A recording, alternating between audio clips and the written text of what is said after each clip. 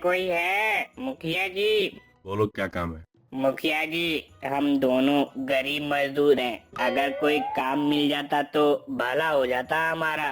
क्या हमें काम मिल सकता है कोई? हाँ क्यों नहीं, आज मेरे बेटे का जन्मदिन है, जाओ सामान रखवाओ। शुक्रिया मुखिया जी, आपका बहुत बहुत शुक्रिया। बिरजू कैलाश के साथ मिलकर सामान अंदर से बाहर लाकर रखता है। तभी बिरजू रुक जाता है और कैलाश से कहता है, मैंने तुम्हें ढाबे पे बोलने को नहीं कहा था, पर तुमने पागल की एक्टिंग कैसे की? एकदम मस्त, मैं भी दंग रह गया था। क्या? कैसा पागलपन? तुमने जैसे ढाबे वाले को थप्पड़ मारा था। क्या? कब? और भला हम यहाँ पे काम क्यों कर रहे? ओहो, फिर भूल गए। छोड़ो, और अब ध्यान से मेरी बात सुनो। हम मुखिया के घर पर है, उसके बेटे का जन्मदिन है, तो हमें यहाँ सामान बाहर से अंदर रखने का काम मिला है। ये मुखिया का घर है तो यहाँ ढेर सारे सोने के गहने होंगे। हाँ नहीं तो। और हम यहाँ काम इसके कर रहे हैं क्योंकि गहने कहाँ रखे हैं ये मालूम चल जाए। क्या हम गहने भी पहनते हैं? लो बताओ भला। अरे मूर्ख भुलक्कर, हम गहने चोरी करेंगे और फिर हम दोनों यहाँ से रफ्फू चक्कर हो जाएंगे। फिर शहर जाकर गहने बेचकर आधे आधे पैसे बांट लेंगे। शाम का वक्त था। संध्या दरवाजे पे अपने पति कैलाश की राह देख रही थी। अरे रे, ना जाने कहाँ चले गए। रात के खाने के लिए गोभी मंगाई थी, पर लगता है इन्हें समझ ही नहीं आया। कहीं ऐसा तो नहीं ये फिर भूल गए। हाय रे मेरी किस्मत, क्या करूं मैं। तभी कैलाश घर आ जाता है। ये क्या, तुम खाली हाथ आए हो? गोभी कहाँ है? गोभी? वो तो तुम्हें खेत या बाजार में मिलेगी। बातें मत बनाओ, मैंने रात के खाने के लिए तुमसे गोभी लाने को कहा था।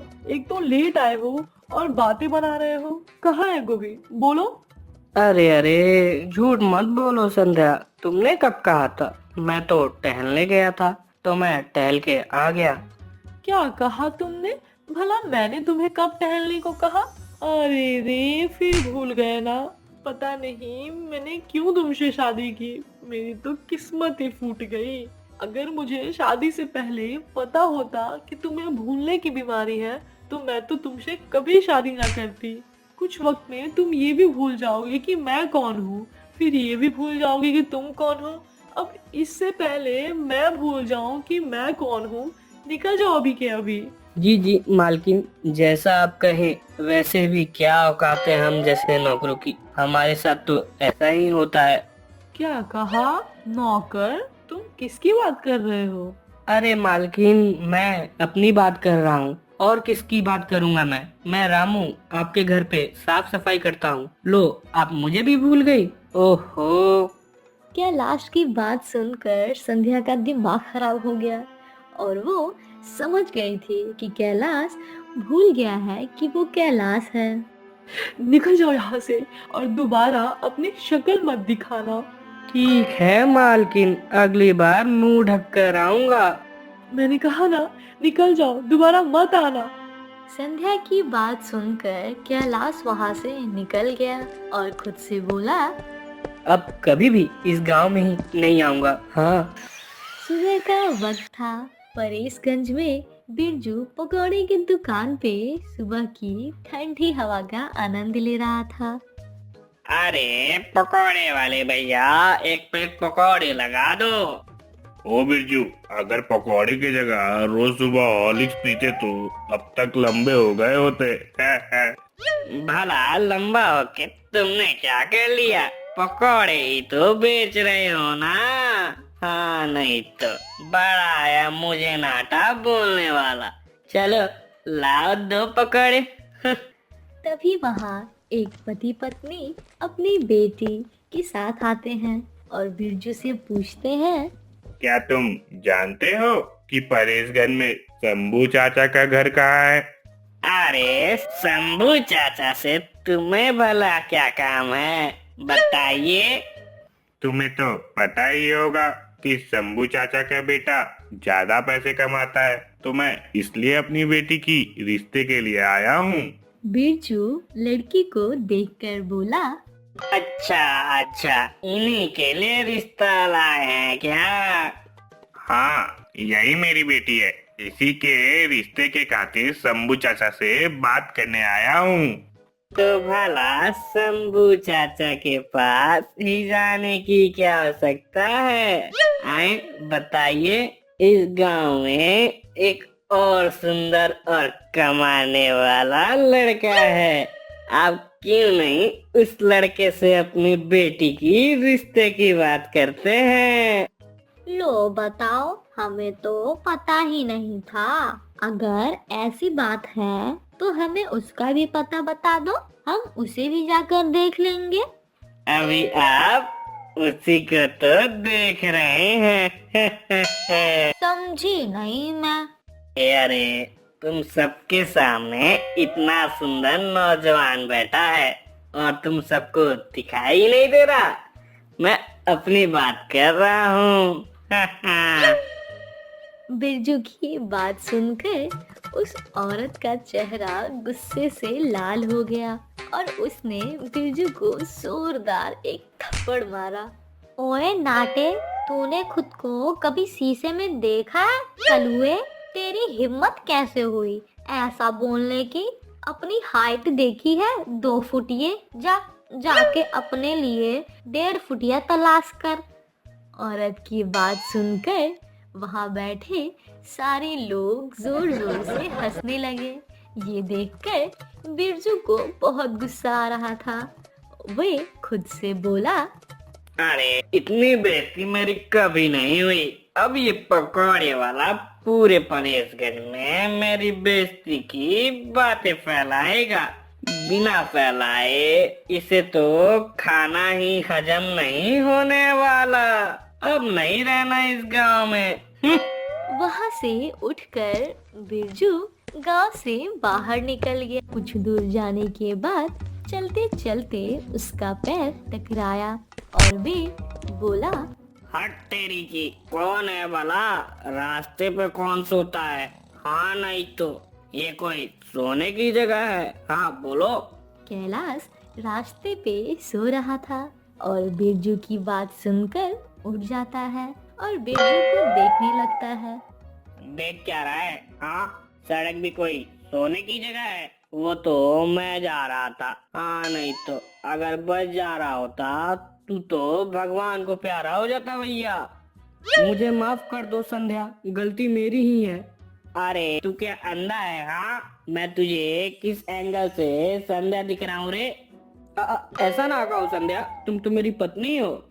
अरे भैया, पत्नी और मैं पगला गए हो क्या? इतना कहकर बिरजू ने कैलाश को लात मारी और तभी कैलाश की याद भी वापस आ गई। अरे अरे, कौन है भैया? मुझे क्यों लात मारा?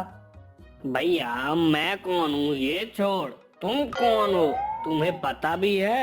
हाँ बोलो। सड़क को चरपाई समझ के सो रहा है। क्या कहा? सड़क पे?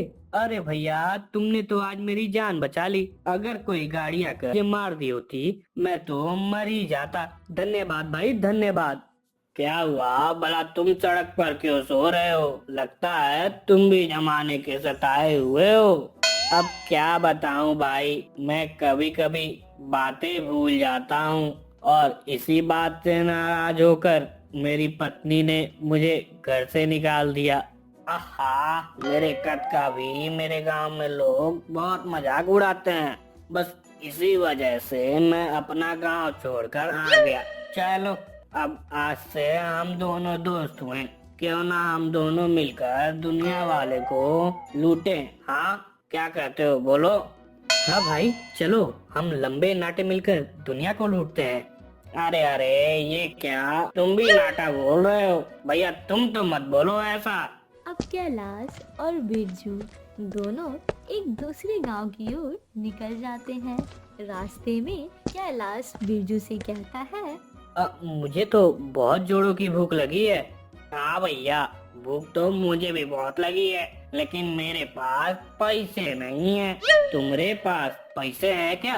हाँ, अरे भाई, भूख से पैसे का क्या मतलब? बोलो, भूख लगने पर पैसे नहीं, भोजन खाए जाते हैं।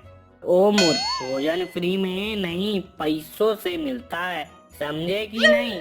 ना तो तुम्हारे पास पैसा है, ना मेरे पास। लगता है कोई चक्कर चलाना पड़ेगा।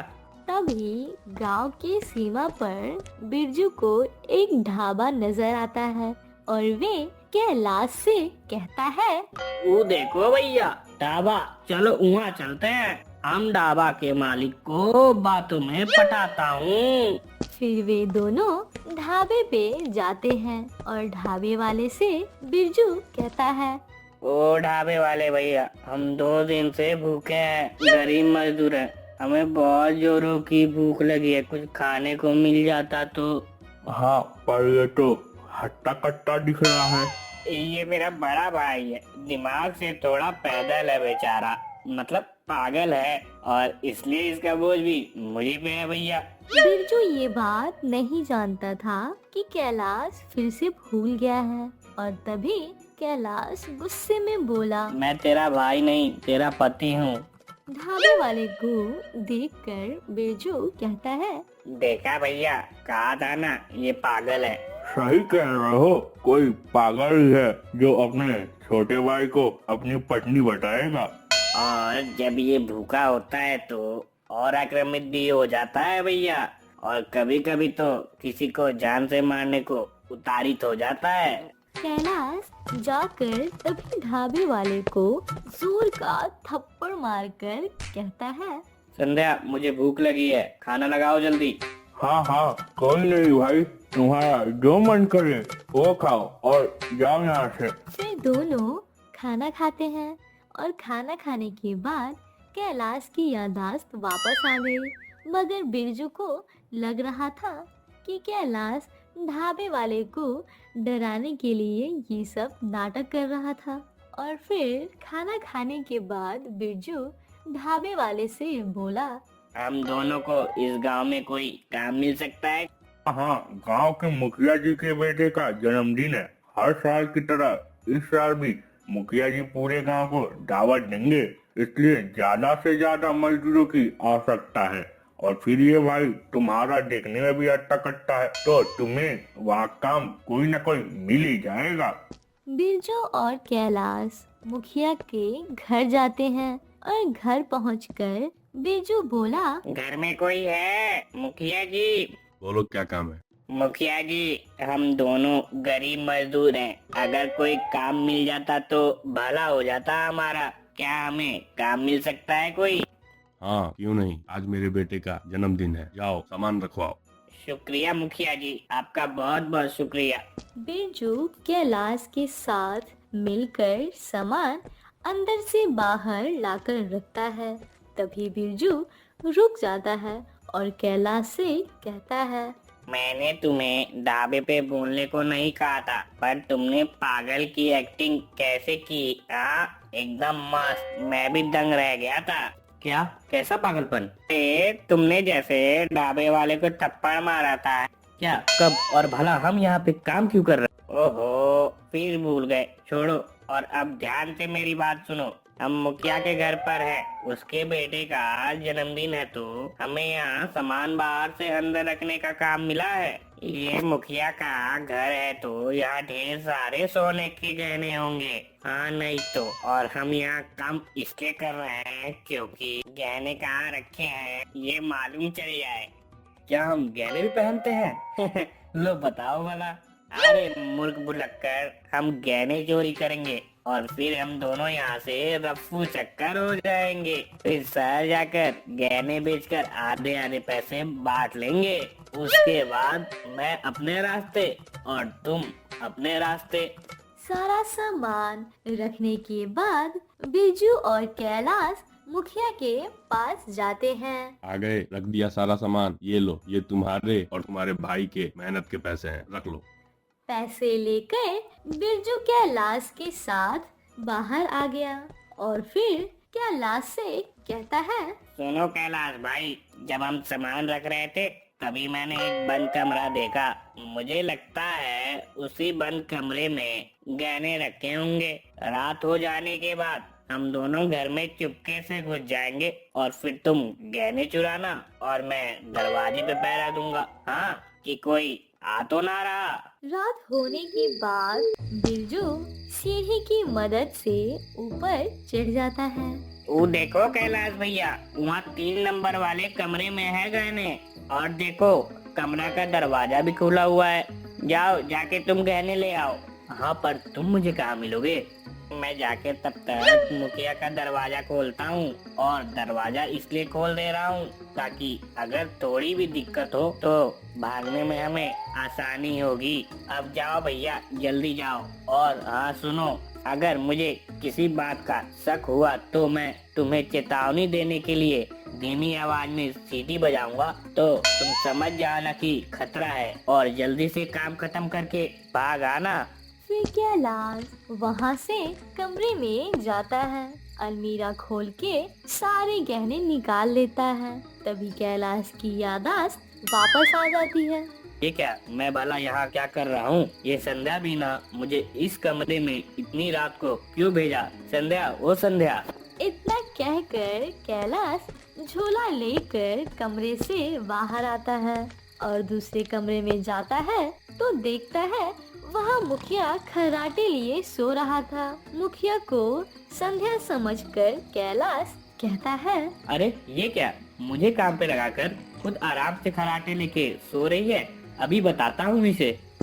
फिर कैलाश मुखिया के पास जाता है और बगल में रखे पानी से भरे ग्लास को उठाकर मुखिया पर फेंक देता है। फिर मुखिया उठता है और गुस्से में कैलाश की ओर देखता है। तभी कैलाश कहता है, अरे वाह, तुम यहाँ मुझे काम पे लगाकर खुद आराम से सो रही हो। अरे तुम रात को मेरे घर में यहाँ क्या कर रहे हो? हाँ, मैंने तो तुम्हें पैसे दे दिए थे ना, और तुम्हारी हिम्मत कैसे हुई मुझ पे पानी फेंकने की? बोलो, और तुम्हारे हाथ में ये झोली में क्या है? हाँ, संध्या, तुम पागल हो गई हो क्या? ये मेरा घर है और तुम मुझसे ही पूछ रही हो कि मैं यहाँ क्या कर रहा हूँ। तभी बिरजू सीटी मारता है और सीटी की आवाज जैसे ही कैलाश के कान में पहुंचती है तभी उसकी याददाश्त फिर से चली जाती है। मगर इस बार वे मुखिया को बिरजू समझता है और मुखिया से धीमी आवाज में कहता है, ये लो बिरजू भाई, तुमने जैसा कहा था मैंने सारे गहने चुरा लिए हैं। चलो अब जल्दी यहाँ से भाग जाते हैं और फिर शहर जाकर गहनों को बेचकर पैसे आपस में आधे आधे बांट लेते हैं। लेकिन तुम यहाँ क्यों खड़े हो? हाँ, तुमने तो कहा था तुम बाहर दरवाजे पे पहरा दोगे और वहीं मेरा इंतजार करोगे। चलो छोड़ो, अब जल्दी चलो यहाँ से पहले कोई और आ जाए। कैलाश की बात सुनकर मुखिया समझ गया कि सारा मांजरा क्या है और मुखिया जोर जोर से अपने आदमियों को आवाज लगाने लगा। अरे लल्लू कल्लू पल्लू, कहाँ मर गए सबके सब? अरे जल्दी यहाँ आओ। मुखिया की आवाज सुनते ही लल्लू कल्लू पल्लू वहाँ आ गए।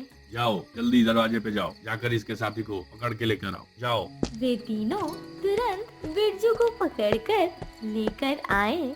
भैया, मुझे क्यों पकड़ के लाए? आखिर मैंने क्या किया है? जैसे ही बिरजू ने वहाँ कैलाश को देखा मानो उसको तो सांप ही सूंघ गया। संध्या, तुम्हें इन लोगों ने पकड़कर यहाँ क्यों लाया है? बोलो क्या हुआ है? अरे बेवकूफ बुलक्कड़, तूने तो मुझे कहीं का नहीं छोड़ा। मेरी ही गलती है जो मैंने तुझे अपना साथी बनाया। मेरा तो सत्यानाश हो गया। अरे तुम तीनों खड़े होकर क्या देख रहे हो? मार मार के इन दोनों की चटनी बना दो। फिर लल्लू कल्लू और पल्लू ने मिलकर कैलाश और बिरजू को पूरी तरह पीटा और पीटकर उन्हें बाहर फेंक दिया। वहाँ से दोनों भागकर एक पेड़ के पास जा रुके। तभी बिरजू बोला, अरे अरे, कितना मारा है रे? तेरे भूलने के वजह से मुझे भी मार पड़ी। आज के बाद तू मुझे कभी मिल मत जाना बुलक्कड़। जा, आज से तू अपने रास्ते, मैं अपने रास्ते। अब समझा? उस दिन ढाबे वाले के पास तू सब कुछ भूल गया था। मैं ही बेवकूफ हूँ जो समझा कि तू नाटक कर रहा है। मैं खुद को चालाक समझ रहा था। आई कितना मारा है, ओहो। तुम कौन हो भैया? और मैं यहाँ क्या कर रहा हूँ? हाय, अरे शरीर में कितना दर्द हो रहा है, जैसे कि मार पड़ी हो मुझे। तभी बिरजू कैलाश की बातें सुनकर समझ जाता है कि कैलाश फिर से सब कुछ भूल गया है और कहता है, से अच्छा तो मैं अपने गांव में ही ठीक था, कम से कम वहाँ मुझे मार तो नहीं पड़ती थी। इतना कहकर बिरजू अपने गांव परेशगंज की ओर चला जाता है और कैलाश भी अपने गांव चला जाता है।